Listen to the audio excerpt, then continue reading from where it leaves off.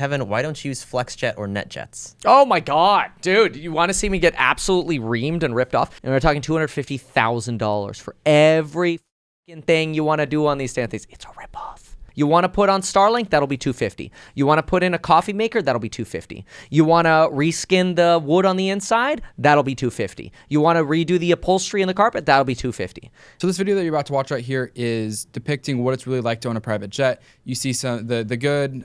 No, you don't see a lot of the full picture, but with us here we have Mr. Kevin Paffrath, Mr. Meet Kevin, who actually owns a private jet and is here to tell us the full story. Ooh, expose interesting. it all. Expose what is he getting right, what is he getting wrong, and the full picture of what it's actually like to own a private jet. Interesting. Okay, well, let's play it, and then we'll sort of just pause it as we go through it. Now, keep in mind, did they actually end up buying a jet? No, they went to a jet store.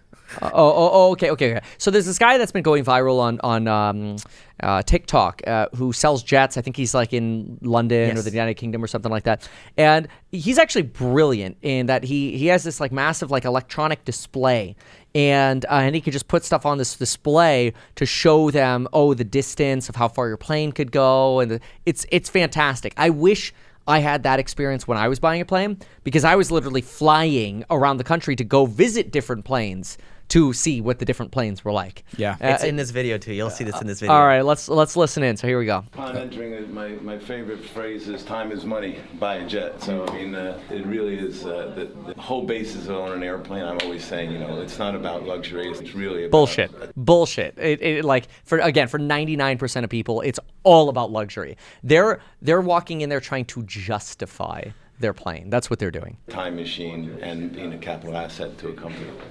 To a company, that's true. A club room where sometimes, like right now, we have a client in the main studio there, and so if we really want to, I have another video wall here that I could do another presentation on. However, this one I can't do the full floor plan of all the airplanes, and I'll show you. I'll take you through the app on that wall because it's just much more effective. It's one of these experiential journeys, if you want to call it that. If you're really interested in trying to buy an airplane, it's an unbelievable tool. So this is a little bit more of a private kind of atmosphere. I know it's an ashtray there. You guys smoking here?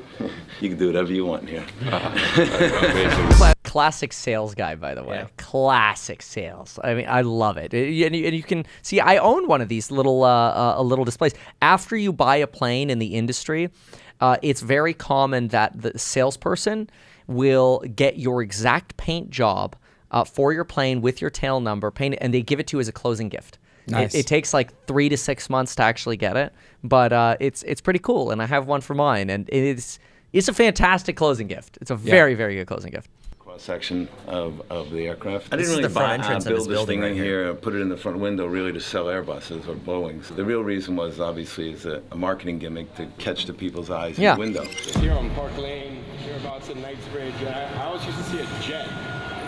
Good marketing little play is this is That's really the TV you're talking the money about. shot. People come driving down this road, and there's about, pre-COVID, there was about 90,000 vehicles every day going up and down here. About 40 people who own a jet every day passing through this window. They still talk about pre-COVID numbers. So what we do is at nighttime, we take this little advertisement or video and we put it over here. So at night, everything is black around here. And then so when they drive down, they see this little video in the window, and then they see the airplane, then they see inside the window. And if they have anything to do with corporate aircraft, normally they will find the time to come back here and come inside. This guy's brilliant. Absolutely brilliant. I love this. Like, these are just like the little efficiencies I try my best to apply to everything I'm doing as well. What can I do to make something just slightly more efficient? The fact that it's just a click over, brilliant. And you're already paying for like a great location. Might as well fully utilize that to like market. Brilliant. Yeah, I mean, 90,000 people passing a day. That's like owning a YouTube channel almost. Like you have 90,000 people watching. Yeah. A couple carrots in my ears, enough carrots for me. So that's his office. Right. So this is basically just a little studio. Okay. Models. What we do now is we have to figure out a sensible way to filter the airplanes out that don't meet your parameters. Honestly, what would be the maximum budget that you would want to spend? 30 mil. Okay. Do you want to have? Can we pause it for a second? This may be a miss. Like, I feel like most people that want to buy a jet have done their own research and say like, I want this one. They're not going to a broker to be sold on like a wide selection. That people spending that amount of money on a jet usually have done their own research. Like, I want this one. Help me get it. I guess it depends who it is, you know. I mean, I did, but there are definitely also people like I wonder how much time someone like Taylor Swift would spend, you know, or like somebody who's got like billions of dollars is just like, you know, okay, somebody else go figure it out for me. You know, they don't even have time to make that decision. So you probably have a duality there. Okay. But yeah, I mean, somebody also, by the way, going in saying, oh yeah, I'm going to spend $30 million. This is like such perfect, like delicious juice for YouTube, because like you could just say, oh yeah, I'm going to spend $100 million on a jet, and you make your video and you just like never actually buy a plane. Like it's perfect. It's totally makes the senses tingle for YouTube. Let's keep going. Section, 2 sections, or 3 sections. There's 4 or 5 or 6 people in a section. What do you think is? Be 8 minimum. 8 minimum. So now we're down to 58. The next one is the maximum range. So the longest trip from A to B, where do you think that would be 5 or 6 times a year? I'd say farthest realistic, I don't know, maybe Dubai to London. This is the range that you can go nonstop. Okay, so anywhere in Europe. This would have been make very it to useful South for us to Africa, know. And Well, I mean, they give you this in brochures and stuff. It's just a different presentation. Got it. Like we for our mission profile for the plane that we have, we knew exactly what we wanted, which was West Coast America. And he kind of sells it as like, you know, if you want to be able to get from London to Dubai, you need at least this plane. But he doesn't mention like you could also just stop for gas anywhere. Correct. And so that is such a great point, Mikey, because here's the thing. His question was, what is the longest distance you want to go? Maybe 4 to 6 times a year. Okay, that's insane. Let me give you some real math here, because we've done this math. We might go from California to Florida, say extreme 50 times a year. If I wanted to buy a plane for that mission profile of doing 50 trips to Florida nonstop, as opposed to stopping for gas once and then continuing going, it would cost me $20,000 per stop per year. So every time you stop for 30 minutes to get gas, imagine writing a check for 20 grand and lighting it on fire. So the fact that he's trying to sell the plane on what are you going to rarely use. Keep in mind, we're in like we just passed the end of September. We're in early October here. So 10 months, we've done somewhere around probably 250 flights on the plane, 250 legs. And we've stopped for gas maybe 10 times, if that. I don't even know that we stopped 10 times. Probably around 10. Maybe? Okay. Yeah. But I mean, certainly not like, I mean, what is that? That's 5%? It's crazy. Like, why are you going to buy a bigger plane for 5% of the use case? That's insane, because you're going to pay 2 or 3 times as much. But we started figuring out, instead of making those fuel stops like a fuel stop, we started adding efficiency, like looking at real estate around the fuel stop. Because it takes about 20 to 30 minutes, and you can see 1 or 2 properties in that time and come back. So we started adding. Or we just stay a little longer too. Yeah, we add that efficiency into the fuel stop. Exactly. Like, for example, we go to Florida, we'll stop in Austin, which happens to be a market we're looking at for real estate anyway. So it's perfect. So it's really planning. You're right. Can eliminate all of that anyway. But anyway, okay, let's keep going here. And you can make it to Singapore. However, this is with no wind. Right? So now this was the winds last week at 35,000 feet. So, which this means is that you're going to be able to fly faster when you're going east, and you're not going to be able to go as far on range, or it's going to take you longer when you're going west. Mm-hmm. You can see that here, you can make Singapore with all these airplanes. But if you were to start now in Singapore, you watch this is so you can see, if I go to Singapore, you are just barely. Matter of fact, if the winds get a little bit worse and get to 75 knots average, you're not going to make it back in that G280. One of the things people don't ever ask, which they absolutely should ask, is how much baggage can I put in my airplane? You can see that this number is the 6.4 cubic meters of luggage, and this is half. And I can tell you, this is a nightmare question. Every time somebody has an airplane, they never ask this question, and this is the most important thing of every flight. Did you ask that question? I actually did, but I don't know that it's the most important question. I like it when salespeople tell you this is what other people don't ask. In fact, when I sit down in a sales presentation, I usually ask, what am I not asking? What am I missing, right? It's a fair point to bring up, but I think what's surprising to me is we have a Phenom 300 plane, and we'll go through some of the numbers. A Phenom 300E, it's like a 2021 model. The thing cost $12.9 million. And I pay for it. It's not like House Hack, my real estate startup. It doesn't pay a dime towards this. But I actually just got my statement, which will show you how much this plane has cost all year for the 10 months that we've had it so far. And for the flights that we've done, we could look at fuel and all this sort of stuff. I'll tell you, out of all of this stuff, the baggage has really never been an issue, like an unsolvable issue. And I've done trips with, and this is a smaller plane, done trips with a family, ski trips. We have 9 seats on the plane plus 2 pilots. Whole podcast setup goes in that spot. When we travel with the podcast setup, those are a lot of boxes, like 18 Pelicans or something like that. I don't know, it's something crazy. But anyway, we have not had an issue.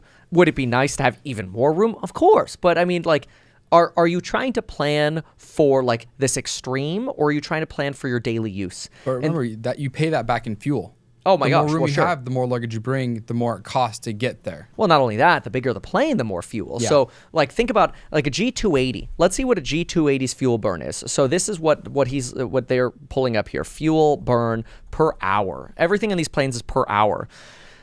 So you are looking at, let's see, how many gallons an hour does it use? 237. So we're at about 165. So 237 divided by 165. This burns about 43% more fuel than our plane does.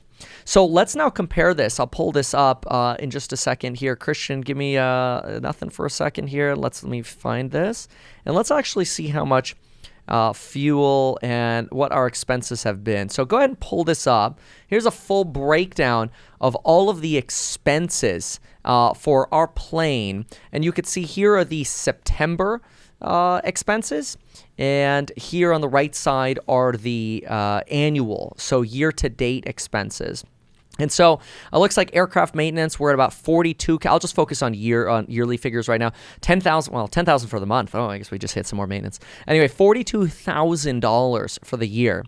Jet management. This is like a manager to manage the pilots and the service and your rental cars and all that kind of, like, all the coordinating. $64,000. Charges just to use the little machine that actually turns your engines on for the plane. $2,000. And you need those in the summer because it gets hot. Well, that's to run your AC, but it's also to start your plane. It's both. And some of them suck. But these right here are flight fees for contract pilots. We had $168,000 worth of contract pilot fees. $3,000 of health insurance. You've got warranty fees here. These are like Embraer ECC fee. These are this is your sort of per hour you pay a fee for warranty, basically. Oh, good. We only paid $30 for de-icing. We've never de-iced, so I want to know why we have a $30 de-icing charge here. De-icing's probably about $1,500 per time for a Phenom, and if they're low on the product, it could be as high as $8,000 just to de-ice. Wow. Yeah. So you got to get in the hangar if you ever go in the snow. Embraer, okay, that's the warranty. You've got engine warranty here. So like the engine programs, the maintenance programs, $100,000 for 10 months of engines. Fuel, $282,000 burned in fuel. That's like a condo burned in gas. And so now if I had a bigger plane, like that 280 for that rare time you need to go a little further and don't want to stop, $282,000 times 43% in this example here. So $282,000 times 43% would have cost me another $121,000 just to have a slightly larger plane. 280 has about the same number of seats. Wow. Oh yeah, it's So- still a small plane. Yeah, same number of seats, and you're paying $100,000 more just in gas. Why? Like, you have to really analyze your mission profile when you look at these planes. Hangar rental, $34,000. Good Lord. Insurance, $35,000. Landing fees, that's actually surprisingly low. $1,100 for landing fees. That's because if you buy a minimum number of fuel, they don't actually charge you a landing fee. I wonder if those are the tips. The tips are paying the guys luggages and stuff. Maybe it could be that. That could be under total pilot reimbursements, which are $62,000. It's also you worth forgot that noting, line item. You have a smaller plane, so you can land on smaller runways, and those airports typically charge much lower landing fees True. than if you had a big one. Had to land in San Francisco, my LAX, all these bigger airports. You want to get ripped off, land in San Francisco. I mean, like, that's the story of California, though. It's like San Francisco, total ripoff. It's like $9.50 for a gallon of gas. The service is bad. They don't care about you. You got to walk in, which sounds first worldish, but when you're carrying 20 bags, that's a pain in the ass. As opposed to you go to the smaller airports. I went to Canada. The car's right there. They'll load up your luggage. The manager of the airport where we landed is like, oh, you can't fit all your luggage in your rental cars. My apologies. We'll take my pickup truck and I'll follow you for the 45 minutes to get to your Airbnb and make sure you get all your luggage home safe, eh?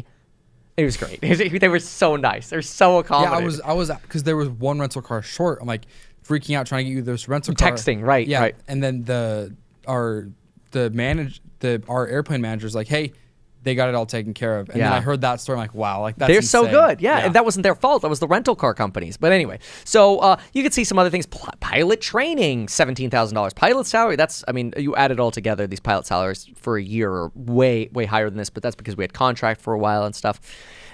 You've got, and this is 9 months here, ramp parking fees, $4,400 just to park outside.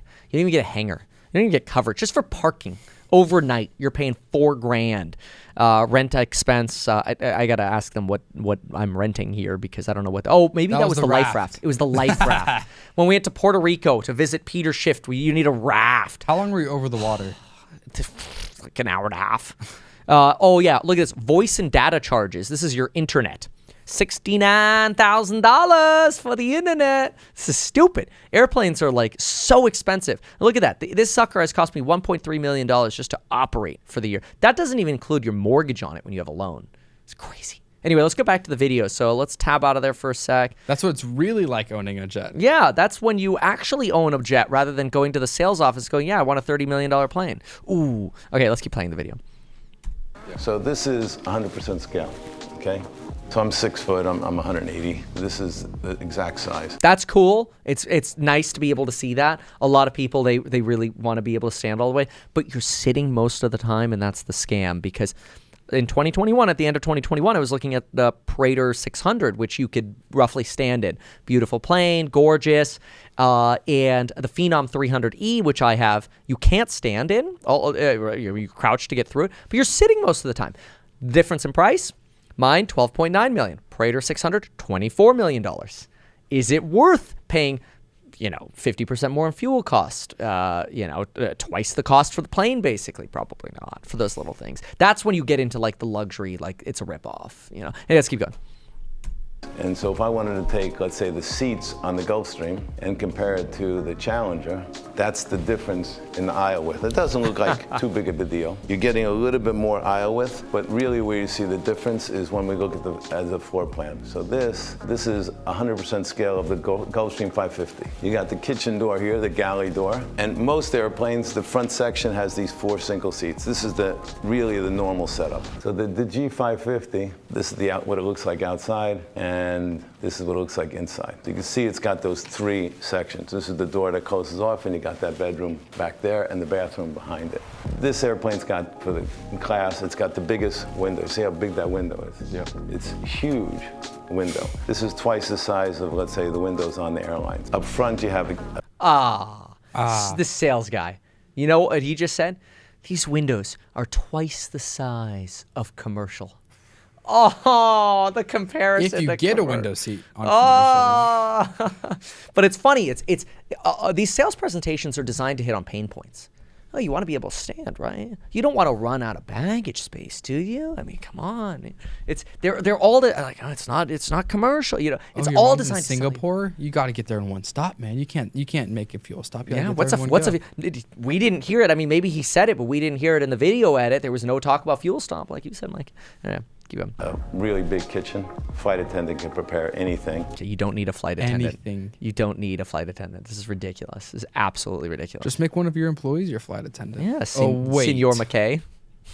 They can bring you food from Whole Foods, or you can get it from Harry's Bar, or wherever you want it. And you can get it from whatever place you want, but it's nice when it's prepared fresh on the airplane. Let's say this airplane, you're going to fly it 350 hours a year, and you're going to pay $450 a gallon. Okay, that airplane's going to cost about $3.6 million a year to run it. Yep. Okay, which is about $10,000 an hour. Really, the main thing, there's three things you could do to interior. Soft goods, True. which is I wish I could see all of it. He goes in a little more detail in just a minute. Does he? Yeah, Okay. he breaks all it right, down. all right. We'll go just through. all the fabrics, whether it's the side panels, the ceiling, the seats, the carpet, that kind of stuff. Then the other part is the color of the wood, and then the other one is moving furniture around. To move furniture around, It's expensive. is very, This blew my very mind. expensive. No. Listen, we have a joke on the plane. We have a joke.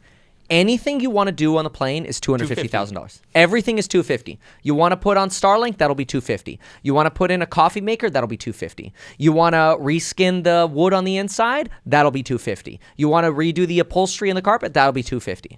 And we're talking $250,000 for every fracking thing you want to do on these damn things. It's a ripoff. We don't even have a coffee maker. We have a coffee pot.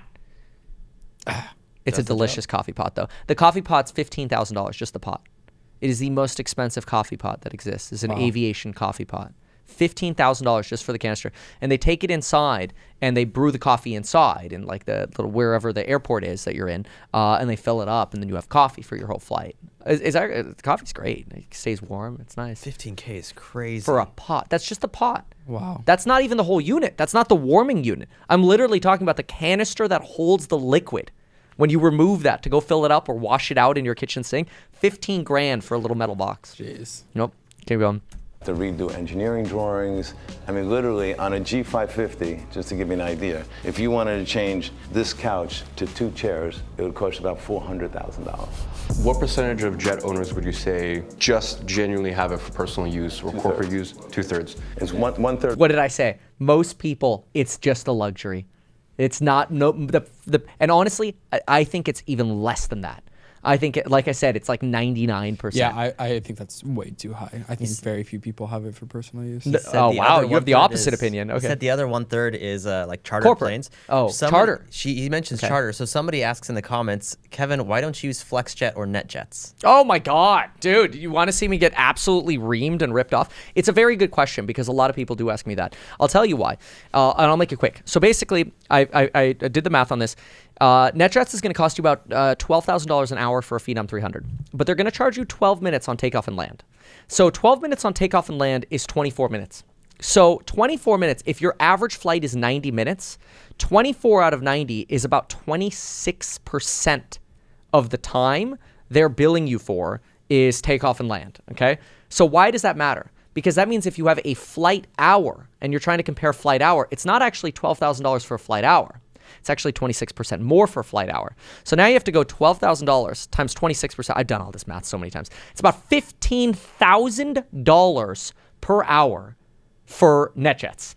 Okay, and I love NetJets. They are a great company. They're a great product. If I was gonna if I just wanted to be bougie, the way you would do this is you get a 25-hour flight card with like NetJets. You spend, $300K or whatever it is. It might be closer to like $350 now. But whatever it is, you get these NetJets cards, the 25, and remember, the number they're selling you doesn't yet include the takeaway of those 12 minutes on each end. Anyway, so you get one of those cards, and then you can be like, oh yeah, well, the occasional time I want to charter a plane, I could do that. And then it's kind of like you just use the points. So it's like going to Dave & Buster's. You spend $100 on the reload card, and then it's just kind of like, oh yeah, I want a flight. And then you swipe it. Okay, that works for like the bougie, a few times a year you're going to go fly, right? This does not work for us because I expect our flight time this year and next year will probably average 400 to 500 hours, which is quite a lot of flying. Isn't the average like 250? The average flight time no, I think that's I think we were calculating like the break evens or whatever, like 250 or something to compare or whatever. But if we're at about 400 on average, our flight hours cost about $6,000.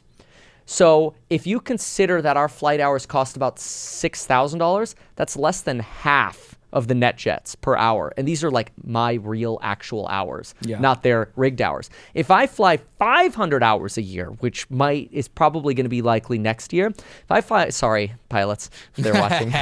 Enjoy it now. Enjoy your next 2 weeks, boys. 2 weeks from now, it'll be like, we're giving 2 weeks notice. we have a shared calendar with the pilots when we update when we're flying, when we might be flying, when we're definitely flying, and what might fly, might not fly, and then possibly flying. And so they see when Kevin changes it. We have a 2-week span, and Kevin has some life events going on that they're not going to be flying for a couple of weeks. Yeah, and exactly. So they're going to enjoy it. So, but anyway, if I fly, most of the cost in owning a plane, people forget this, is owning it. It's not in flying it. Most of the cost is you pay your pilot salaries, your insurances, your warranty programs, your the maintenance, the hangar, whatever, right? All the fixed stuff. All the fixed costs. So the fixed costs for mine are around 1.9. If I fly at 400 hours, I'm about 2.3 to 2.4 in cost. If I fly at 600 hours, 50% more, it only costs me 10% more. Wow. So it actually brings my cost. If I were to fly 600 hours, my cost per hour would go down to about $4,300. All in. So now when people are like, why don't you use NetJets? I'm like, because I don't want to get ripped off. Yeah. It's simple. It's simple math. Okay, let's go back to the video here and let's wrap this up.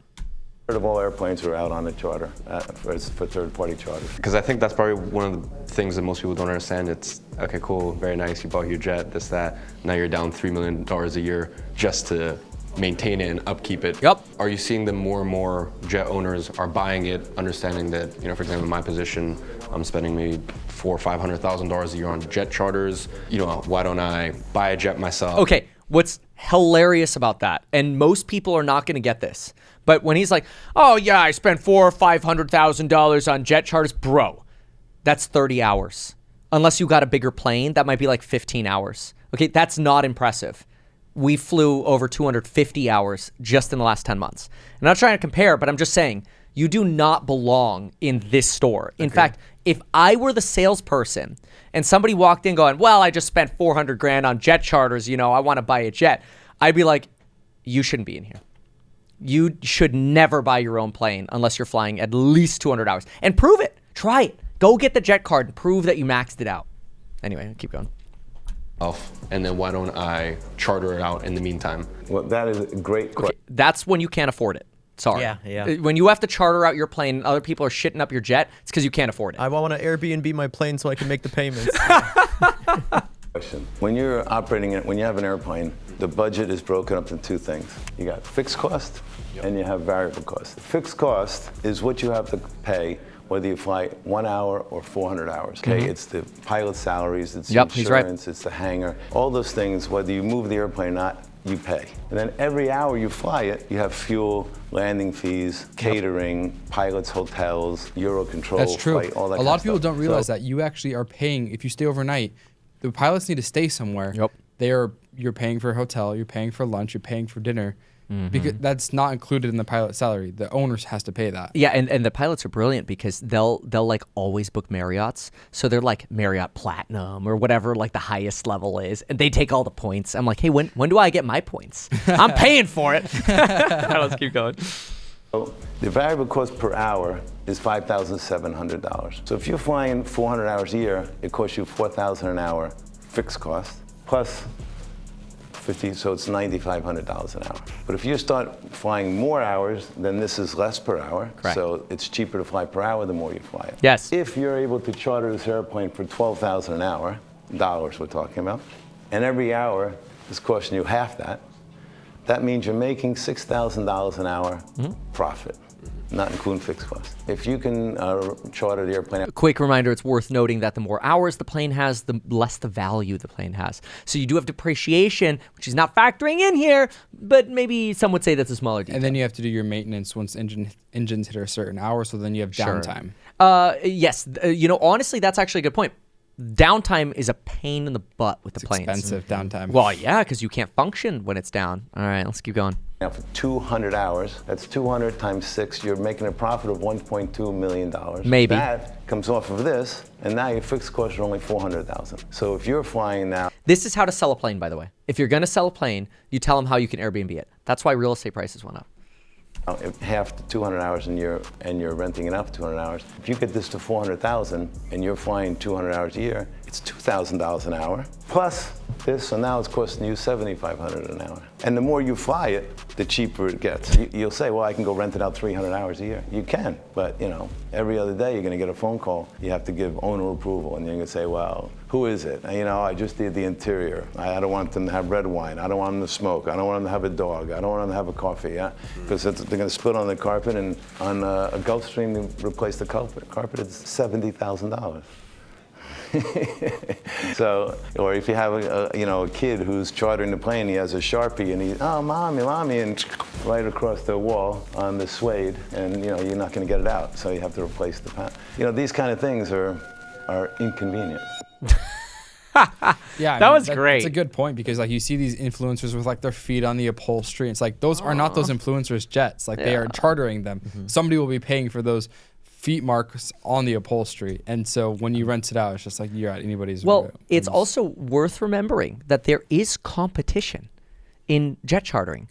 People why am I going to go fly Iman's jet as a charter when I could go to NetJets, where NetJets has a fleet of hundreds of planes and they have a reputation to protect. So if you're charging the same as NetJets, if they're charging $12K an hour and you're charging $12K an hour, why would I go to an unknown plane owner compared to a corporation? Because here's the thing, plane owners are notorious for skimping on maintenance, whereas corporations are not, because the corporations have to they have to, they're liable to their shareholders. If they're screwing up on maintenance, you can destroy the entire company. Whereas a home, an individual owner, it's just it's just one plane, So. Yeah. All right, I want to ask you the question everybody's wondering. Why do you have a jet?